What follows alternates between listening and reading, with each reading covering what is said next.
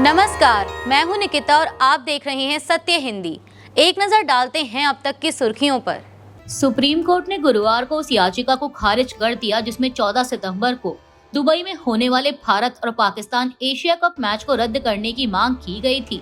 4 कानून के छात्रों ने यह जनहित याचिका दायर की थी। याचिका की सुनवाई जस्टिस JK माहेश्वरी और विजय बिश्नोई की बेंच ने की। कोर्ट ने साफ कहा कि मैच अपने तय कार्यक्रम के मुताबिक ही होगा। इस फैसले के बाद साफ है कि भारत और पाकिस्तान का हाई वोल्टेज मुकाबला 14 सितंबर को दुबई में खेला जाएगा। एशिया कप 2025 में भारत और पाकिस्तान के बीच होने वाले मैच से पहले शिवसेना UBT नेता और सांसद संजय राउत ने कड़ा विरोध जताया है। गुरुवार को पत्रकारों से बात करते हुए उन्होंने कहा कि पाकिस्तान के साथ क्रिकेट खेलना देशद्रोह है।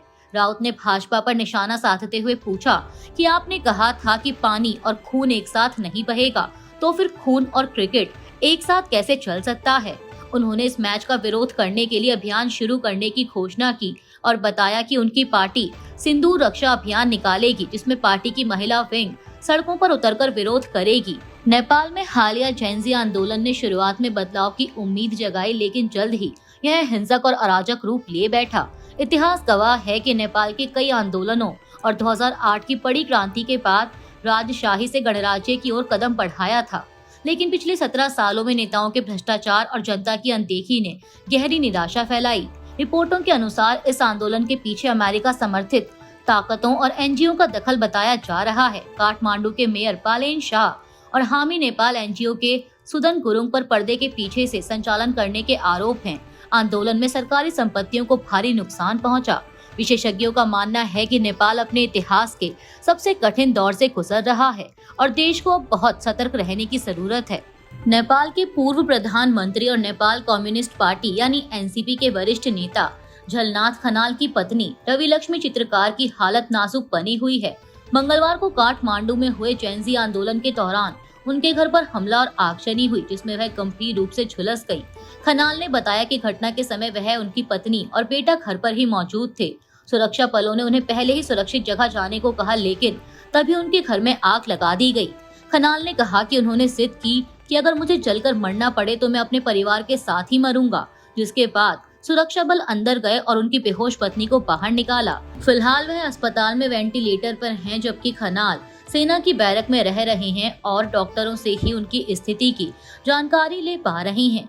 नेपाल में उग्र प्रदर्शनों और पूर्व प्रधानमंत्री KP शर्मा ओली के इस्तीफे के बाद बिजली बोर्ड के पूर्व CEO कुलमन घीसिंग अंतरिम प्रधानमंत्री पद के लिए सबसे आगे माने जा रहे हैं। खबरों के मुताबिक जेन-ज़ी प्रदर्शनकारी समूह गुरुवार को उनका चयन कर सकता है। सेना ने हालात काबू में रखने के लिए देश भर में गुरुवार सुबह 6 बजे तक कर्फ्यू लगाया। घीसिंग को नेपाल में सालों से चली आ रही 18 घंटे की लोड शेडिंग खत्म करने का श्रेय दिया जाता है। पेशे से इलेक्ट्रिकल इंजीनियर घीसिंग ने भारत के जमशेदपुर से इंजीनियरिंग की पढ़ाई की और नेपाल में पावर सिस्टम इंजीनियरिंग में मास्टर्स की डिग्री हासिल की। वे 2016 में नेपाल विद्युत प्राधिकरण यानी NEA के प्रमुख बने और बिजली संकट दूर किया। मार्च 2025 में KP ओली सरकार ने उन्हें समय से पहले पद से हटा दिया था, जिस पर जनता और विपक्ष ने कड़ी नाराजगी जताई थी। कांग्रेस नेता उदित राज के बयान पर गुरुवार को BJP ने कड़ा जवाब दिया। दरअसल उदित राज ने नेपाल की राजनीतिक हलचल की तुलना भारत से की थी और साथ ही श्रीलंका और बांग्लादेश का भी उदाहरण दिया था। BJP नेता CR केसवन ने इस पर तीखी प्रतिक्रिया देते हुए कहा कि उदित राज का बयान खतरनाक और जानबूझकर अशांति फैलाने वाला है। केसवन ने चेतावनी दी कि इस तरह की बातें जनता में गलत डर और घबराहट फैला सकती हैं। दरअसल उदित राज ने X पर एक पोस्ट में लिखा था कि लोग इस बात पर चर्चा कर रहे हैं कि जनता ने नेपाल, श्रीलंका और बांग्लादेश में किस तरह सत्ता को उखाड़ फेंका और क्या ऐसा भारत में भी हो सकता है। कुछ लोग तो यह संभावना भी जता रहे हैं। हकीकत यह है कि हालात भारत में भी कुछ हद तक वैसे ही हैं, बल्कि कई मामलों में उससे भी अधिक। लेकिन हमारे संविधान की वजह से ऐसा संभव नहीं है। हमारी लोकतंत्र की जड़ें बहुत गहरी हैं, जिन्हें कांग्रेस ने डाला था। वहीं उनके इस बयान पर फिल्मकार राम गोपाल वर्मा ने भी कहा कि भारत में नेपाल जैसी स्थिति की कल्पना भी नहीं की जा सकती और यहाँ सोशल मीडिया पर प्रतिबंध लगाना नामुमकिन है।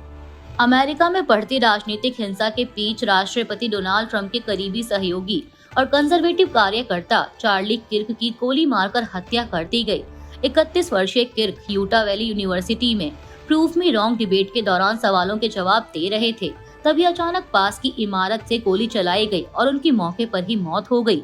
पुलिस ने बताया कि हमलावर अब भी फरार है। किर्क टर्निंग पॉइंट यूएस के सह संस्थापक और एक प्रमुख कंजर्वेटिव आवाज थे, जिनका ट्रंप के चुनाव अभियानों में बड़ा योगदान था। ट्रंप ने उनकी मौत को अमेरिका का अंधकारमय क्षण बताया। किर्क गन अधिकारों, ट्रंप और इसराइल के प्रबल समर्थक थे और अक्सर विवादास्पद बयान देते थे। उनकी हत्या के बाद अमेरिका में बंदूक हिंसा और राजनीतिक ध्रुवीकरण पर बहस और तेज हो गई है। यूटा गवर्नर ने इसे राजनीतिक हत्या कहा और पुलिस और एफबीआई हमलावर की तलाश कर रहे हैं। केंद्रीय मंत्री नितिन गडकरी ने दावा किया है कि उनके खिलाफ सोशल मीडिया पर चल रहा अभियान पेट्रोल लॉबी की साजिश है, जो E20 फ्यूल यानी 20% एथेनॉल मिश्रित पेट्रोल को बदनाम करना चाहती है। गडकरी ने कहा कि यह लॉबी अमीर और मजबूत है और दुष्प्रचार फैलाकर नीति को रोकना चाहती है, क्योंकि इससे आयातित तेल पर निर्भरता कम होगी। सोशल मीडिया पर आरोप लग रहे हैं कि E20 फ्यूल से माइलेज घटता है और इंजन को नुकसान पहुंचता है, लेकिन गडकरी और सरकार ने इसे खारिज किया। कांग्रेस ने भी गडकरी पर हमला करते हुए आरोप लगाया कि उनके बेटों की कंपनियों को E20 नीति से बड़ा फायदा हुआ है। हालांकि गडकरी ने इसे राजनीतिक साजिश बताया।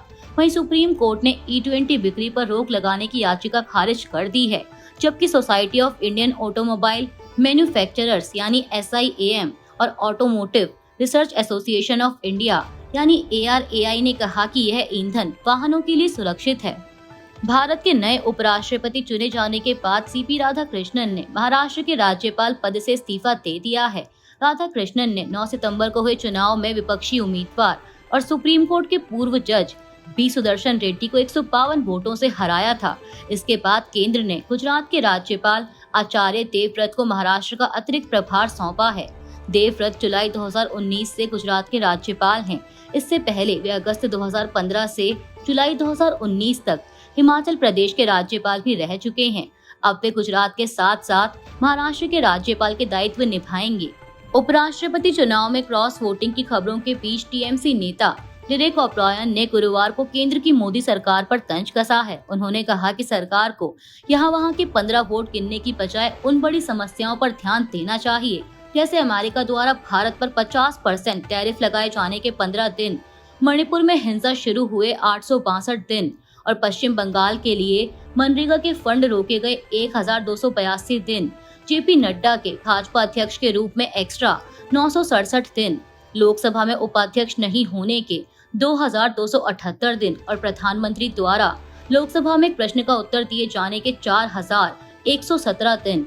यह टिप्पणी CP राधाकृष्णन की उपराष्ट्रपति चुनाव में उम्मीद से बड़ी जीत के बाद आई है। बीजेपी नेताओं का दावा है कि उन्हें विपक्षी खेमे से भी समर्थन मिला।